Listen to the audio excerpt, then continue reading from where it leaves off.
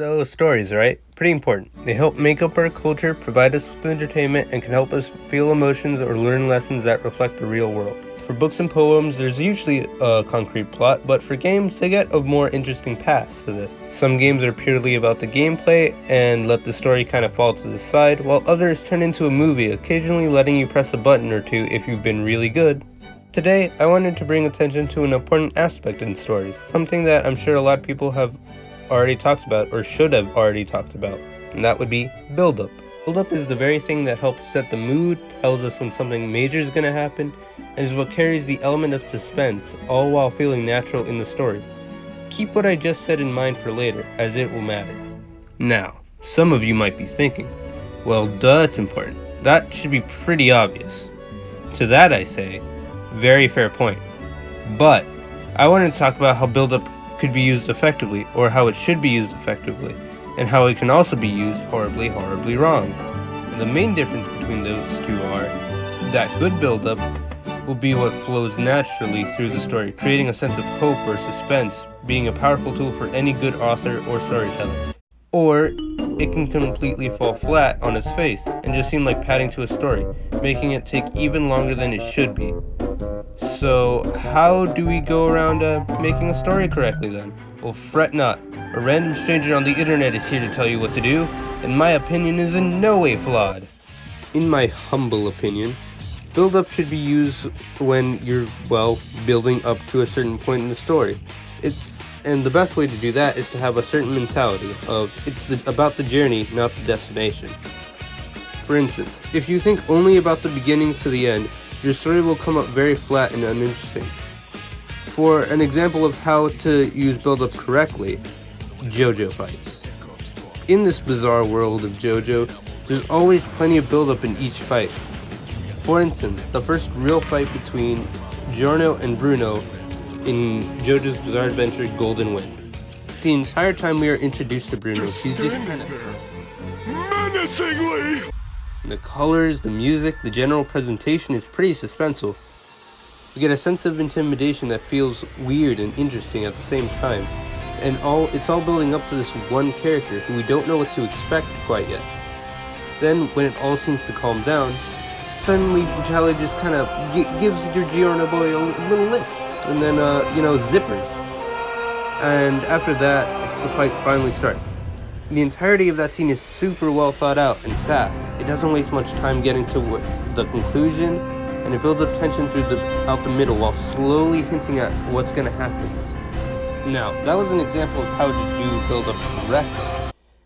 For an example of how to do build-up very incorrectly, we have something like Dragon Ball Super Buu.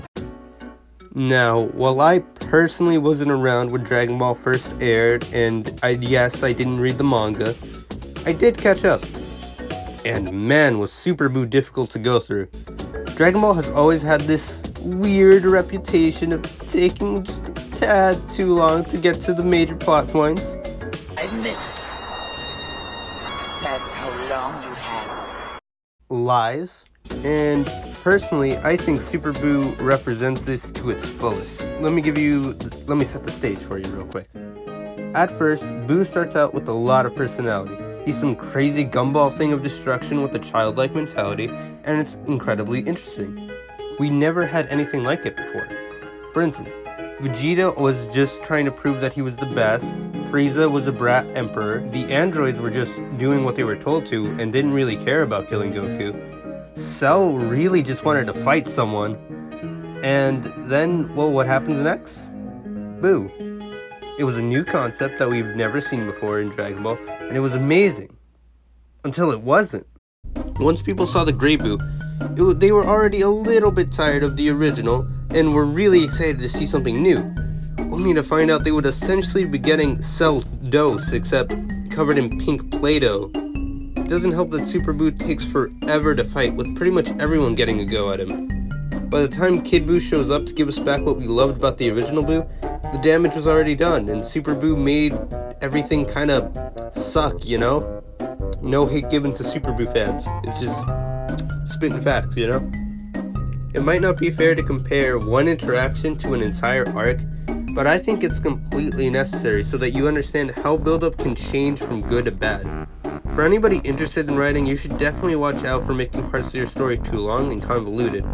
While complexity is nice, for complete spots where tension is supposed to be at, it becomes a lot less interesting when you've stretched it out the journey so much that your audience has already forgotten why it was important in the first place. Another important step is realizing the medium in how your story is presented, and the genre the story is in. This can have a huge effect on how tension grows in build-up. It is best to have fast and concise bits of build-up for something like a shonen anime or a big fight scene. But that isn't exactly the case for everything, because not everything is a fight. Now, I know it might seem like I'm backtracking a little bit, but just hear me out. For something like a slice of life or romance anime, the journey or build-up to an event is definitely important. But you get a lot more time to play around with new ideas, as long as it doesn't become too convoluted. Taking the time to put extra power into a moment can really be a selling point to certain characters, or entire stories sometimes. What I'm trying to say here is that keep your build-up short enough to keep tension high, but strong enough to still feel like it had proper meaning to the thing that it was building up in the first place. I think build-up is best shown at its fullest in mystery films, or mystery shows. Mystery. Considering that a mystery novel or game is like 80% build-up and 10% good boy points, and I don't know. This is a nice segue to how build-up can be used in a number of ways when combined with other elements, like misleading and expectations. Oh yeah, spoilers for the entire first game of Danganronpa, just in case you haven't played it. Okay, cool? We good? Good. So, pretty much, Danganronpa, murder, right? In Danganronpa's overworld, there's a huge sense of build-up in every single chapter. At first, it starts off all cheery with glimmers of hope making their way back in this gray wasteland that this dumb bear has set up. And then, really fast, just almost instantly, you build up to this eerie feeling, quick, and it shows the murder. This reflects the expectation of happiness that the characters had and takes it away.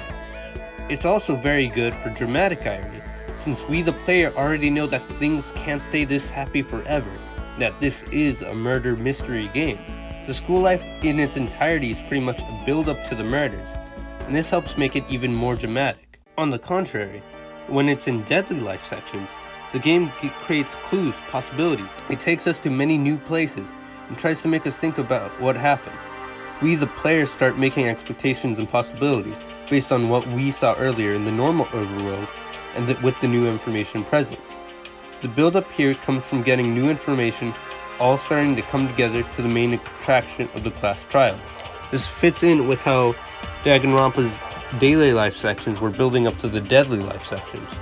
Now the deadly life sections build up to something else, which is the class trial. Speaking of the trials, they use both elements of build-up that were found in the daily life sections and the deadly life sections. We have the expectations that we made from the evidence and the misleading of people who lie or say things to confuse the story even more. We get even more build-up during those trials when we realize that things only the characters would know. Eventually, all the pieces come back together and we find out who did it. So going back to the idea of certain genres having certain implications, that's what I mean. Because Danganronpa is a mystery anime, show, game, or whatever it could be at this point, it has a lot more room to play around with in build-up, in character development, and in stories.